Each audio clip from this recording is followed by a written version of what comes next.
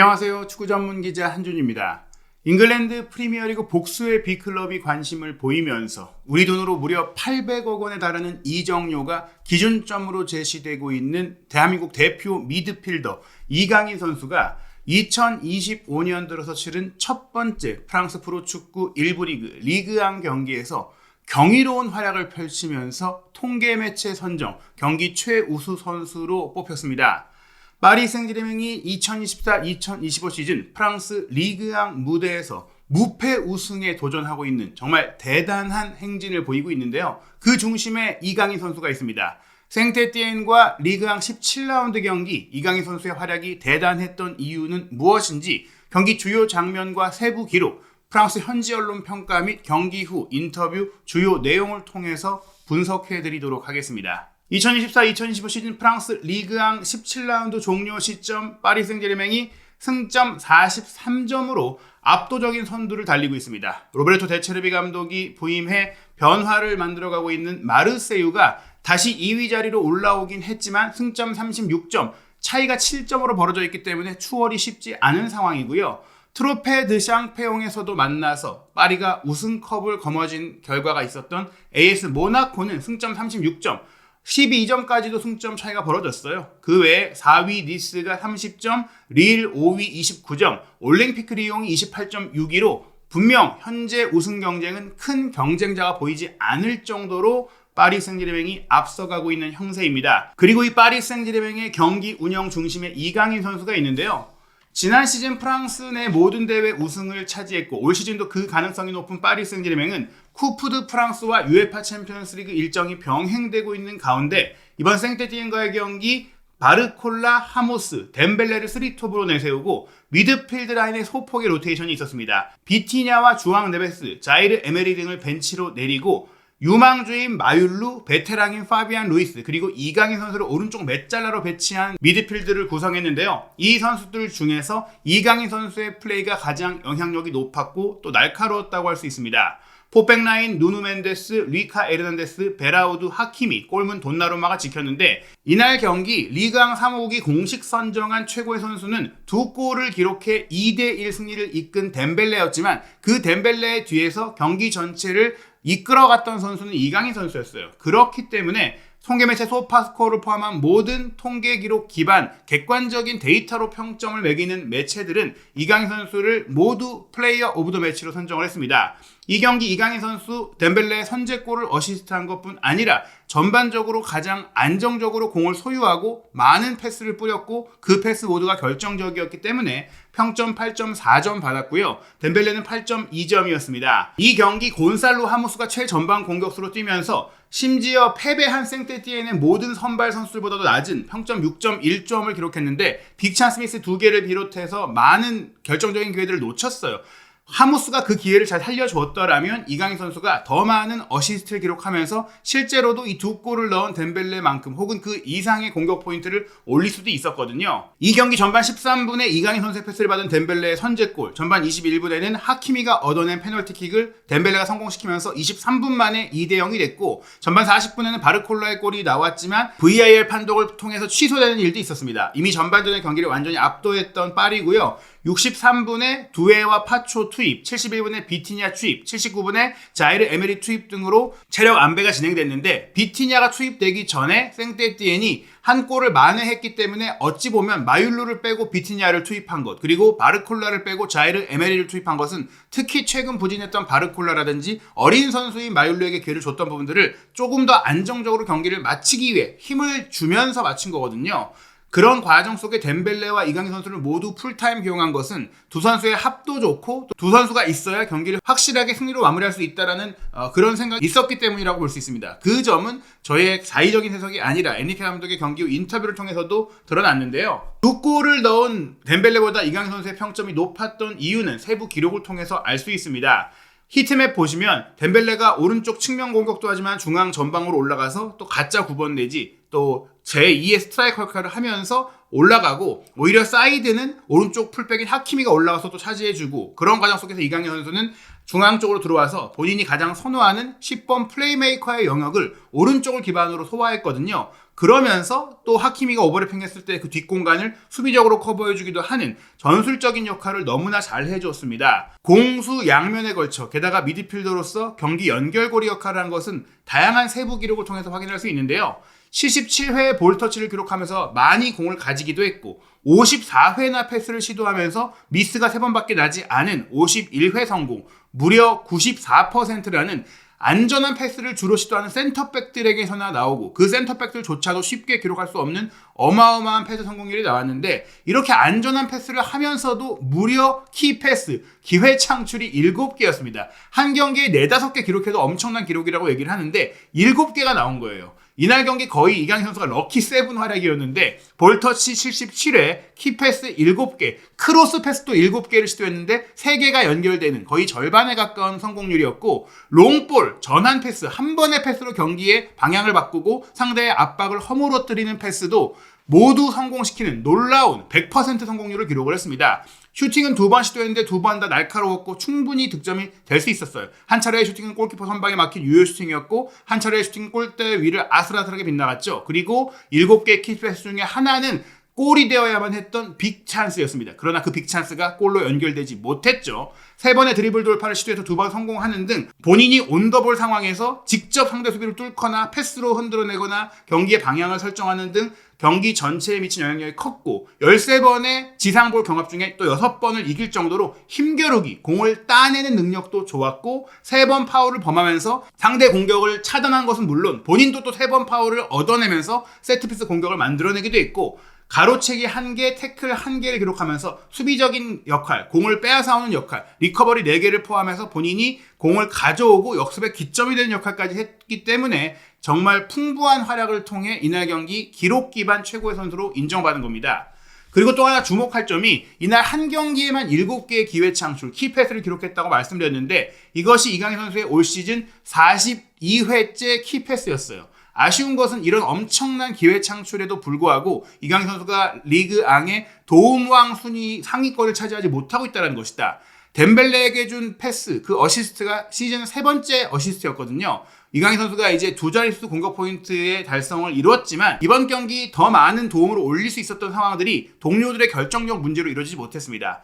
현재 기회 창출 1위는 리그왕에서 일본 대표 선수인 스타드드 랭스의 이토준야가 51회고 그 다음이 이강인 선수인데 이강인 선수 같은 경우 챔피언스리그와 리그왕에서 출전 시간을 선발과 교체를 오가면서 뛰고 있기 때문에 출전 시간당 기회 창출로 보면 이강인 선수가 1위입니다. 이토준야가 90분당 기회 창출이 3.1회인데 이강인 선수 같은 경우에는 3.8회로 무려 0.7회나 더 높아요. 그러니까 이 수치가 실질적으로 뛴 시간으로 보면 이강인 선수가 훨씬 더 많은 비율로 이런 기회를 만들고 있다는 것이죠. 물론 이 기회 창출 전체 숫자에서 덴벨레도 42회로 이강인 선수와 동률이고 하키미가 37회로 파리 선수가 나란히 2, 3, 4위를 차지하고 있는데 이 역시 시간당으로 따졌을 때 하키미가 2.6회라는 점에서 이강인 선수가 1개 이상 출전 시간 비율로 보면 더 많이 만들고 있다는 겁니다. 그리고 이 기회 창출이 단지 슈팅으로 이어진 기회라면 골이 되어야만 하는 매우 유력한 득점기를 만든 빅찬스 창출에서는 페랭 선수의 11개에 이어 하키미, 이강인이 나란히 10개로 공동 2위거든요. 그런데 페랭의 도움이 4개, 하키미가 5개이고 이강인 선수의 도움이 3개에 불과하다는 것은 전체적인 기회 창출 및 큰 기회를 창출한 기록 모두 최상위권인 이강인 선수의 도움이 생각보다 적은 것은 말씀드린 동료들의 결정력 문제가 크다라고 볼 수 있는 겁니다. 이강인 선수의 해부 기록 좀 더 살펴보면 말씀드린 오른쪽 기반으로 뛰면서 코너킥도 전담을 했고 또 날카로운 크로스, 대각선 패스, 스루 패스, 전환 패스 특히 오른쪽을 기반으로 뛰면서 왼쪽으로 크게 패스를 연결해서 상대의 압박의 허점을 빠르게 포착하고 그쪽으로 공격 기회를 만들어냈던 장면들은 이강인 선수의 넓은 시야와 경기 운영 능력을 보여주는 것이고요. 드리블 성공률 88%라는 것 역시 이강인 선수의 플레이가 정교하면서도 안정적이다. 지금 많은 프랑스 언론들이 이강인 선수가 너무 안전하게만 플레이를 한다고 하는데 이렇게 하이라인으로 상대 지역을 지배하는 팀들은 역습 기회를 자주 내줄수록 체력이 떨어지고 그 체력이 부상 위험으로 이어지고 경기의 안정성을 흔들기 때문에 경기의 리스크가 커집니다.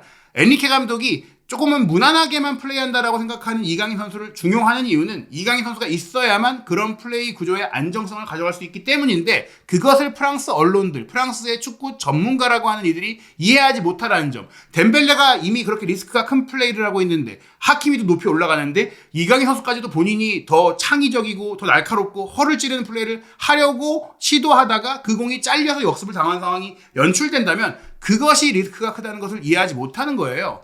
그래서 조금 더 축구를 면밀하게 살필 수 있는 전문가들은 이강인 선수에 대한 평가가 높은데요. 세계적으로 각 선수들의 경기 기록을 기반으로 역시 평가를 하고 그에 따른 다양한 온라인 콘텐츠를 만들고 있는 소라레가 내놓은 선수 평가에서 이강인 선수는 이번 생테티엔전 100점 만점에 97점이라는 어마어마한 활약을 펼치면서 특별 카드를 출시할 정도로 놀라운 활약을 조명했습니다. 이강인 선수가 이 생테티엔전 승리에 결정적인 역할을 했다라면서 해당 카드를 출시한 것인데요. 특히 이번 경기 후반전 일부 선수들이 꽤 교체됐고 최근 득점력이 떨어진 바르콜라에 대해서 에니케 감독은 충분히 잘해주고 있다라고 얘기를 했지만 그럼에도 선수 교체의 기준은 본인이 갖고 있는 기량과 능력을 40% 정도 수준밖에 보여주지 못할 때 나는 그 선수를 교체한다. 선수의 교체는 물론 체력 안배의 요인도 있지만 경기력적인 요인도 있다라고 했는데 이 경기 이강인 선수가 풀타임을 소화한 것은 그런 측면에서 기량이 흡족했다라고 볼 수 있죠. 나는 경기력 그리고 경기 템포의 감소는 용납할 수가 없다. 그래서 내가 선수들에게 이런 요구를 하고 그로 인한 기준을 못 미쳤을 때 교체하는 것은 당연하다라고 얘기를 했어요. 이 경기 선수 교체에 대한 생각을 에니케 감독이 이렇게 공개적으로 얘기한 것은 이강인 선수를 풀타임 기용한 과정의 만족감을 볼 수 있는 것이죠. 이강인 선수 본인도 누구보다 에니케 감독이 원하는 것을 잘 이행하는 선수로서 경기 끝나고 나서 본인이 득점을 올린 것도 아니고 사실 본인이 기록한 어시스트도 덴벨레가 잘 넣은 골이기도 하기 때문에 그렇게 조명받지 못할 수도 있었는데 경기 후 프랑스 방송 인터뷰를 진행을 했거든요. 이강인 선수는 엔리케 감독이 말한 것처럼 우리 파리 생제르맹은 공격적으로나 또 수비적으로 파이널 서드 지역에서의 마무리에 있어서 갱선이 필요하다. 결국에 좀 더 경밀한 플레이, 좀 더 치명적인 플레이가 필요하다라는 본인 개인에 대한 평가뿐 아니라 팀에 대한 시선에 대해서도 인정하면서 변명이나 핑계보다는 앞으로 더 잘하겠다는 얘기를 한 것이 또 기대되는 것이고 가장 중요한 것이 결정력이라고 이야기를 하면서 2대1의 아슬아슬한 승리였는데 더 많은 기회를 창출하면서 크게 확실하게 안전하게 이기지 못한 것을 아쉬워했어요. 본인도 두 번의 슈팅을 득점으로 연결하지 못한 것을 아쉬워했죠. 어찌됐거나 올해 첫 리그 경기에서 특히 홈에서 승리한 것이 매우 중요하다고 말했는데요. 이날 이강인 선수의 활약 주요 장면들을 보시면 전반 13분에 나왔던 결정적인 선제골 과정은 오른쪽 하프 스페이스에서 사이드로 크게 벌렸던 덴벨레에게 빠르게 패스를 찔러 넣으면서 상대 수비가 따라오기 전에 뒷공간을 무너뜨릴 수 있는 덴벨레의 돌파를 유도했고 덴벨레가 여기서 또 문전까지 들어갔을 때 좁은 공간에서 공을 지켜내면서 빠른 타이밍의 왼발 슈팅을 골문 우측 하단 구석으로 때려 넣었기 때문에 이 장면은 이강인 선수의 패스 시작도 좋았지만 덴벨레의 연결 과정과 덴벨레의 슈팅 그리고 덴벨레의 개인 능력이 분명히 빛난 득점 장면이었어요. 그리고 이 득점 이후 폭풍 같은 파리의 공격이 이어지는데요. 선제골 후 3분 만에 이강인 선수가 파비안 루이스가 뒤로 내준 공을 이어받아서 슈팅 때리는 척하면서 수비 한 명이 달려들자 그 선수를 제쳐내고 또 다른 한 명이 또 몸을 던지고 슈팅각을 막으려고 하자 그 타이밍까지 뺏은 다음에 왼발 슈팅을 발등으로 때려 넣으면서 드라이브 슈팅으로 뚝 떨어지는 슈팅을 골문 왼쪽 하단 구석을 노리고 때렸는데 이 슈팅을 한 걸음 뛰쳐나와서 각을 잡은 이 상대 생세티엔 골키퍼가 너무나 잘 막았어요. 이거는 슈퍼 세이브였어요. 아마도 이 골키퍼가 이강인 선수의 슈팅을 사전에 영상 분석으로 본 게 아닐까 싶을 정도로 코스를 잘 막았기 때문에 막힌 것이지 이 슈팅의 질 자체는 정말 미사일처럼 뚝 떨어지는 엄청난 슈팅이었거든요. 이어서 전반 30분 같은 경우에는 이강인 선수가 오른쪽 하프 스페이스 뒤쪽에서 왼쪽으로 크게 공을 뿌려주는데 이 장면은 오른쪽으로 상대 수비가 쏠려 있을 때 그 반대 공간을 빠르게 파악했고 여기서 바르콜라에게 준 이강인의 패스 바르콜라가 바깥쪽으로 빠져들어가는 왼쪽 메잘라로 뛴 마율루에게 공을 밀어주면서 마율루가 컷백을 시도했고 이 컷백을 하무스가 건드리기만 했으면 득점이 될 수 있었는데 골키퍼가 조금 더 빠르게 반응하면서 차단을 했거든요. 이날 생테티에는 골키퍼의 활약이 굉장히 빛났는데 어찌됐거나 이강인 선수의 이런 전환 패스가 이 한 번뿐 아니라 7번이나 나왔고 그 7번이 모두 유효한 공격 장면으로 연결된 것도 대단했습니다. 그리고 이 장면 이후 2분 뒤에는 덴벨레가 오른쪽 사이드에서 하키미의 패스를 받아서 돌파에 들어가다가 무려 3명이 자신의 앞을 가로막자 하프 스페이스 뒤쪽에 달려들어오던 이강인 선수에게 공을 딱 빼줬거든요. 이때 주목할 것이 결정은 이강인 선수가 왼발 슈팅을 그대로 시도했고 그 슈팅이 아슬아슬하게 크로스바를 넘기면서 무산된 것이었는데 하무스가 반대편에서 달려들어오는 위치를 계속 체크합니다. 줄 수 있을까? 주는 게 나을까? 고민하면서 경기 전체적으로 팀을 위한 플레이를 생각하면서 가장 올바른 선택을 내렸다라는 것. 공을 잡고 본능적으로 직감적으로 혹은 즉흥적으로 플레이하는 게 아니라 경기를 축구 두뇌, 축구 지능을 활용하면서 경기를 했다는 게 주목할 점입니다. 후반전에도 활약은 계속됐는데요. 60분에는 하키미가 사이드로 빼준 공, 이강인 선수가 가장 바깥쪽에서 이 공을 받은 이후 왼발 크로스를 올렸고 이 크로스를 하무스가 문전에서 슈팅으로 가져갔는데 하필이면 골키퍼의 정면으로 이어지면서 빅찬스 미스가 되고 말았죠. 80분에는 이강인 선수의 왼발 코너킥을 교체로 들어온 자이르 에메리가 투입 1분 만에 바로 슈팅을 때린 게 아쉽게도 골대 바로 앞에서 골키퍼와 수비가 모두 방향을 잃은 상태에서 빈 골문에 마무리하지 못했어요. 크로스바를 넘겼기 때문에 무산됐어요. 이 두 장면 모두 충분히 득점이 될 수 있었기 때문에 이강인 선수가 이날 도움 해트트릭이 충분한 경기였다고 할 수 있습니다. 그런 활약에도 불구하고 이강인 선수에 대한 현지 언론의 평가는 대체로 무난한 수준이었는데요. 막시풋은 덴벨레에게 8점, 마율루에게 7점, 하키미에게 6.5점 주고 그 다음으로 이강인 선수에게 6점, 대체적으로 많은 선수들이 받은 6점을 줬습니다. 하무스 4점, 바르콜라 5점보다는 좋은 평가이고 또 평가 내용도 미드필더로 선발 출전해서 몸을 아끼지 않았다. 즉 수비 가담도 많이 했고 부지런히 뛰었고 매우 활동적이었고 공을 되찾고 또 전진하는데 주저하지 않았다. 기점 역할 잘했다고 했고 장거리 슈팅도 여러 번 시도한 게 좋았다고 했지만 번뜩이거나 날카롭지 못했다는 평가를 한 거예요. 경기에서 이강인 선수가 맡은 전술적인 역할을 이해하지 못한 평가인 것이죠. 프랑스판 나이트미닉 같은 경우도 6점으로 준수한 점수를 줬는데 소개해드렸던 그 날카로운 슈팅이 골키퍼에게 막힌 것은 골키퍼가 잘한 것이다라고 했지만 그 외 나머지 플레이는 전반적으로 좀 중립적이었다. 즉 너무 안전한 플레이한 거 아니냐. 세트피스도 완벽하지 않았다. 뭐 이렇게 얘기를 했는데 글쎄요. 말씀드린 대로 이강인 선수에게 굉장히 외국인 선수에게 많은 거를 요구할 수 있겠지만 이 이강인 선수가 없는 채로 파리가 경기를 할 때 수비적으로 어떤 리스크가 생길지를 한번 보고 그때 깨닫지 않을까라고 생각이 됩니다. 이러한 과정 속에 분명 파리가 물론 음바페가 떠난 이후 차이를 만들고 무에서 유를 창조하는 측면에 크랙형 선수가 부족한 건 사실이에요. 왜냐하면 덴벨레가 이 경기는 잘했지만 기복이 심하기 때문인데요. 특히 왼쪽에 바르콜라가 최근 경기력이 안 좋은 가운데 나폴리의 조지아 대표 윙어 흐비차 크바라첼리아가 지금 파리로 이적하기 위한 협의를 진행하고 있다는 보도가 연일 나오고 있습니다. 파브리치오 로마노 기자에 따르면 이미 파리 생제르맹은 5년 계약으로 크바라첼리아 개인 조건에 모두 합의를 했다. 나폴리에서 받고 있는 연봉의 4-5배가량을 제시했기 때문에 이 개인 합의에는 큰 문제가 없었고 이제는 이적료 합의, 나폴리와의 협상이 진행 중인데 안토니오 콘테 나폴리 감독이 크바라첼리아의 이적 가능성을 인정하는 인터뷰까지 했기 때문에 곧 마무리가 될 것 같은데요. 레키프의 로익 탄지 기자는 아마도 유럽 시간으로 월요일이 되면 중대한 돌파구가 나올 것 같다. 거래가 완료될 수 있다라고까지 보도하고 있습니다. 무아니의 유벤투스 이적도 유력해지고 있다는 얘기들이 나오고 있어요. 토트넘도 영입 협상을 벌였지만 유벤투스가 유력하다라고 얘기가 나오고 있고 또 아센시오는 프리미어리그 팀과 협상 중이라고 로익 탄지 기자도 언급을 했는데 그 팀이 에스턴 빌라일 것이라고 보도가 나오고 있습니다.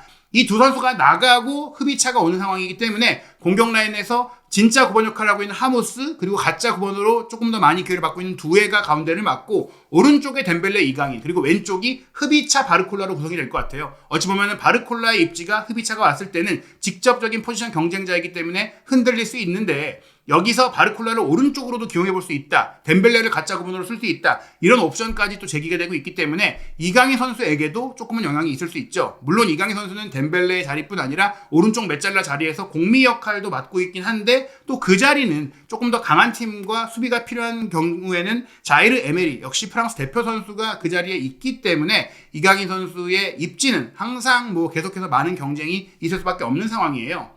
왼쪽 메잘라 자리도 이강인 선수가 볼 수는 있지만 그 자리는 사실 네베스, 파비안의 마율루까지 뛰고 있고 또 원볼란치 자리는 사실 이강인 선수가 뛰기에는 본인의 장점을 극대화하기 어려운 위치인데다가 비티냐가 확실하게 주전인 가운데 파비안도 그 자리를 보고 있거든요. 오른쪽 풀백으로 또 에메리가 뛰면서 에메리가 오른쪽 메잘라와 오른쪽 풀백, 이강인이 오른쪽 윙어와 오른쪽 메잘라 이렇게 나눠 뛰고 있는 가운데 흐비차가 활용점정이 되면서 파리 생제르맹의 전력을 좀 극대화할 수 있는 자원으로 오게 될 것 같아요. 사실 흐비차가 온다면 이강인 선수를 팔 수도 있지 않겠느냐 엄청난 이적료가 드는데 그만한 이적료를 회수할 수 있는 매각 대상은 이강인이 아니겠느냐는 얘기들이 있었지만 올 시즌 에니케 감독이 이강인 선수를 지키고 싶어하고 또 UEFA 챔피언스리그 16강 진출에 성공을 한다면 더더욱 또 이강인 선수를 데리고 있을 것이다. 그 여부가 중요할 것 같습니다. 파리 생제르맹은 하부 리그 팀 에스팔리와 주중 1월 16일 새벽에 쿠프 드 프랑스 32강전 치르고 주말에는 랑스와의 리그암 18라운드 원정 경기를 치릅니다. 그리고 가장 중요한 경기는 UEFA 챔피언스 리그 페이지에서 현재 25위예요. 36개 팀이 참가하고 있는데 8위까지는 16강에 직행하고 9위부터 24위가 2월 달에 플레이오프를 통해서 16강 진출의 마지막 기회를 잡게 되는데 파리는 그 24위 안으로 들어가는 것을 장담할 수 없는 상황입니다. 승점 7점이니까 24위권과 8점, 9점, 10점인 팀들과 승점 차이가 뭐 한 경기 차이니까 남은 두 경기를 다 이기면 기대할 수 있겠지만 그 7차전 상대가 1월 23일 목요일 새벽 5시 마찬가지로 위기를 겪고 있는 맨시티이기 때문에 이 경기를 패배한다면 파리의 이적 정책에 대해서도 이강인 선수의 상황에 대해서도 변화가 있을 수 있습니다. 과연 파리와 맨시티의 경기 이강인 선수가 어떤 활약을 펼치면서 또 프리미어리그 팀들에게 본인의 능력을 보여줄 수 있는 또 하나의 경기를 치를 수 있을지 한준TV 구독, 좋아요, 알림 설정을 통해 이강인 선수에 대한 현지 반응과 최신 소식 그리고 한국인 유럽파 선수들 국내외 축구 최신 이슈 확인하시기 바랍니다.